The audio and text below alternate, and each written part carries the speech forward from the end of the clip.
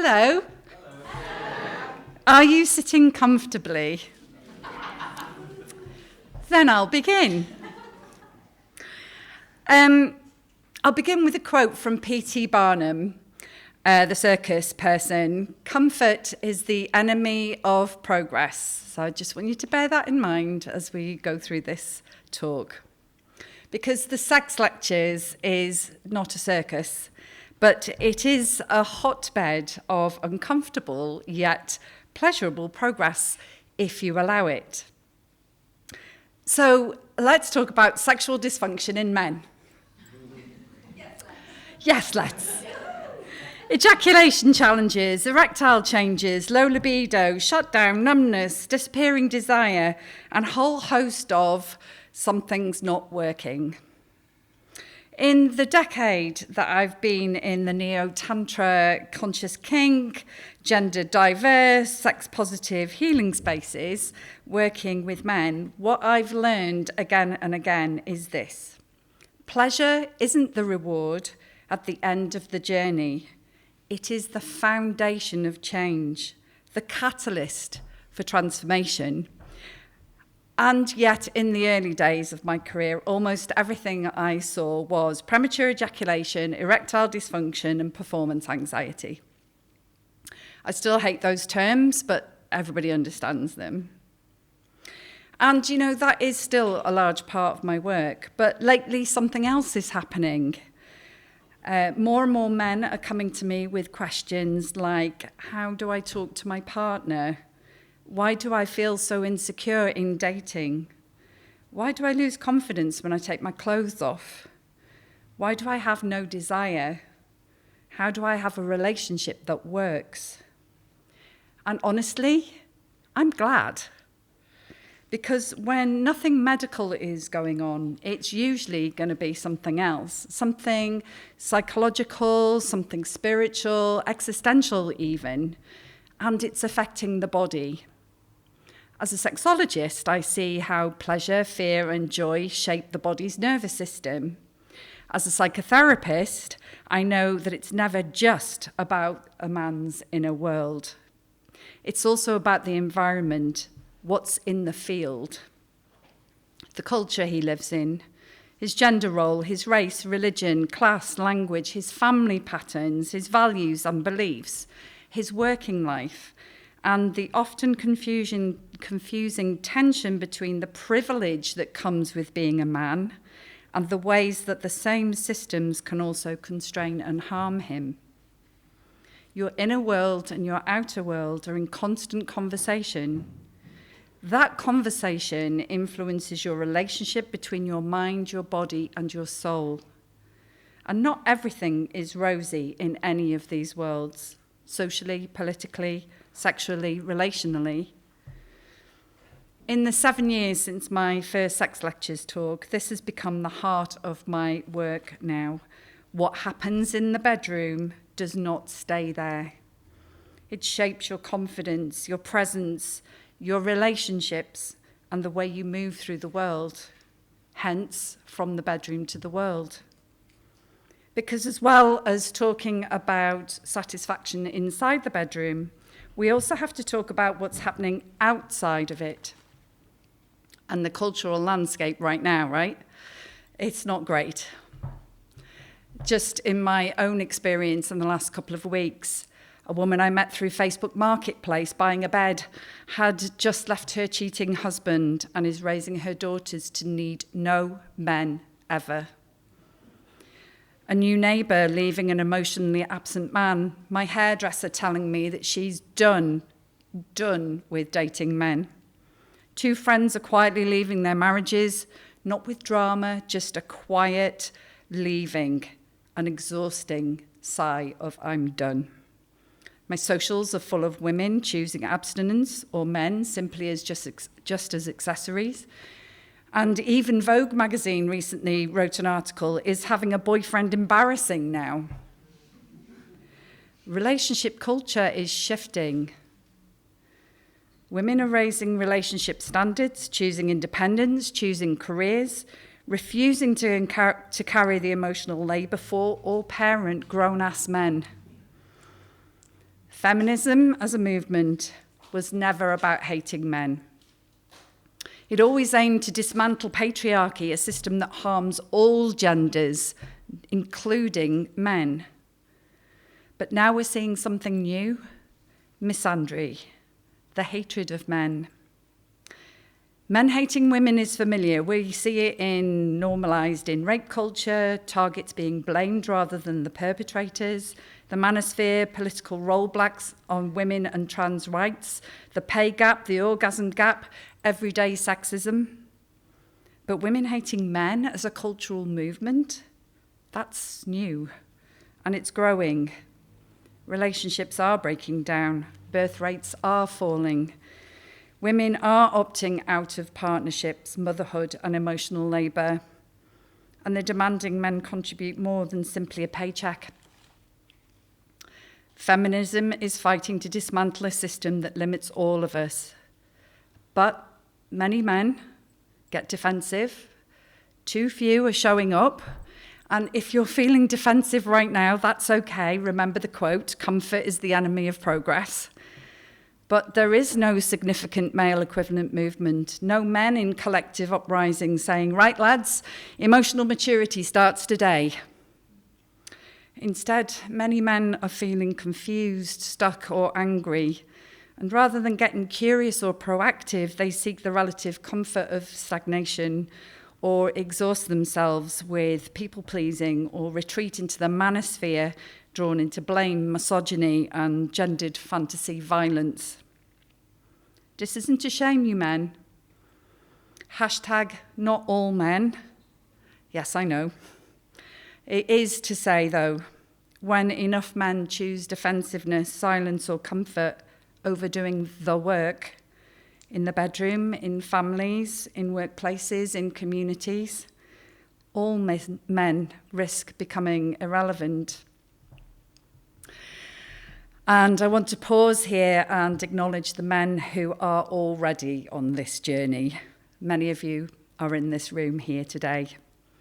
You're questioning the old myths, unlearning what you were taught, and doing the often uncomfortable work of change. I know this isn't easy. As a woman, as a human who believes deeply in the liberation and the belonging of all genders, thank you for doing that work. Thank you for showing up, for staying curious, and for being willing to grow. And if something is stirring in you, and you don't yet know where or how to start, that counts too, even if it's anger. That's where change begins. And if it was that easy, we wouldn't need to be having this conversation, would we? And here's my take. Sex is the key. Pleasure is the doorway. I'm not talking porn sex or performative sex. No, not that I'll give her everything so that I can come at the end sex. Real connected, embodied sex. Because pleasure, calm, playfulness, and joy are the only states where the body feels safe enough to change these old narratives. And in my experience, how a man meets himself in pleasure with his own body or with partners is how he meets everything in life, from the bedroom to the world. He might not know why his desire is fading, why he's going through the motions, why he can't feel much, or why it's just not working anymore. But he can recognize that he's people-pleasing at work, overextending for others, feeling angry, suppressing his emotions, or never asking for support. And once he connects with those dots, he realizes, hopefully, that he can't have what he truly wants in the bedroom because he can't have what he truly wants anywhere. The bedroom is a mirror of your life. Take a moment with me. Think back, not necessarily to a sexual moment, but a moment when you weren't trying to impress, perform, optimize, or be your best self. Just simply enjoying yourself. Take a breath. And remember that time. It's quite funny how life can look different from that place, right? And that's not accidental. That state of ease, it's information. It tells us something important about how change actually happens. Sex is never just about sex. Pleasure has always threatened religion, states, systems of power, because a person connected to their pleasure is harder to shame, harder to control, and much harder to oppress. Sex and pleasure are influenced by systems like capitalism, patriarchy, race, gender, and the old myths of masculinity. You are what you produce, achieve or die trying, don't feel, don't be soft, don't be vulnerable, and perform everywhere, especially in the bedroom. Ring any bells? These inherited ideas are social constructs that emotionally amputate men, offering only a controlled, constricted version of how you are supposed to show up in the world, to be accepted, to be desirable, to be worthy, leaving good men trying to build connection with the only tool they've ever been allowed to sharpen, performance. And these unlivable standards show up in the body: fight, flight, freeze, flop, adrenaline floods, blood flow disappears, or everything speeds up, or you go numb, or you check out, or you climax and feel nothing, or shame drives everything like a silent engine underneath the surface.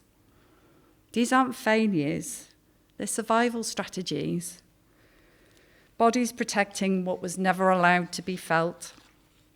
And the cost is enormous: loneliness, depression, withdrawal, abstinence, anger, shutdown. 75% of suicide deaths in the UK are men. 4 out of 5 in the US. Not because men don't need support, but because the patriarchy taught men that needing help makes them not real men.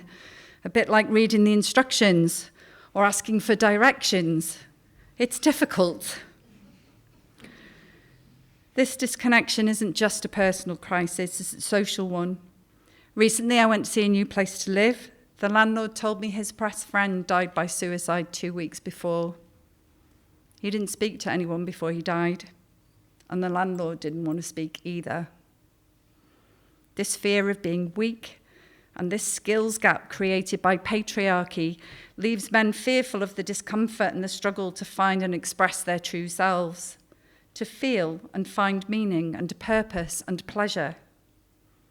Disconnection from their emotions and their bodies, men tend to opt out, shut down, or lead from fear, image, and control. And what's happening in the bedroom is a symptom of that. Because sexual dissatisfaction are the canary in the coal mine.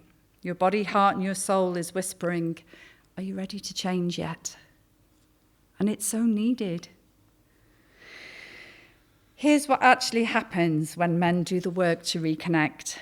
They become emotionally articulate, grounded, intimate without panic, vulnerable without collapsing, leaders without domination, and better lovers. They discover a masculinity unique to them, and they're liberated by it. This is from what the bedroom to the world really means. Sexual confidence is not about performance, it's emotional intelligence, self-leadership, and how you show up when your clothes are on. So let's talk solutions. 1, reduce mind-based stimulus for arousal. 90 days free of porn and mind-based arousal, including sexting, fantasy, erotica, because mental stimulus only trains your brain for one type of arousal. It can objectify the bodies you were fantasizing about and adds to performance anxiety. 90 days clear of mind-based stimulus brings your body back online so you can feel again. 2, read bell hooks, especially the book The Will to Change. She explains patriarchy's impact on men better than anyone. 3, clean your social media feed.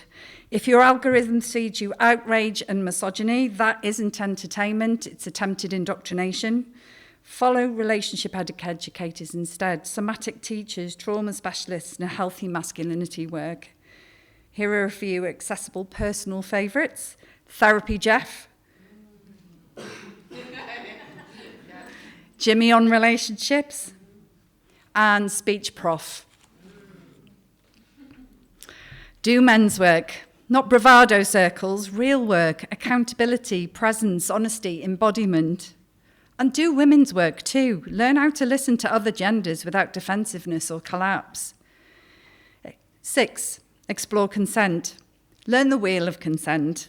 Learn how to notice, trust, value, and communicate what's true for you.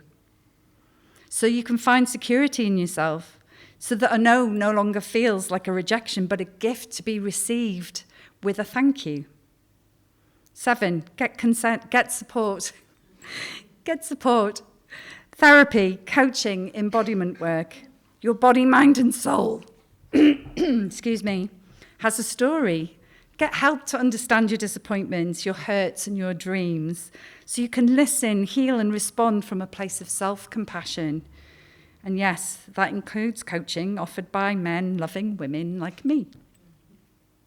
And above all, don't stop growing.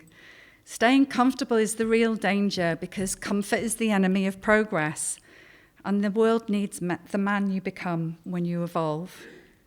That's why pleasure is a catalyst for change. That's why from the bedroom to the world isn't a metaphor, it's a map.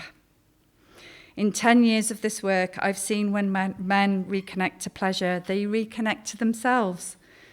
And when they reconnect to themselves, they reconnect to humanity. And pleasure, connection, and humanity are how we rebuild ourselves, our relationships, our communities, and how we show up for the world when our clothes are on. I want this for men, not because they're failing, but because I know what's possible when they rise. I could see a better future for men and for all of us, in it all together. I hope that in these 12 going on 18 minutes, sorry about that, but I do hope that I have offered the appropriate amount of discomfort to inspire progress in you. Thank you. Thank you.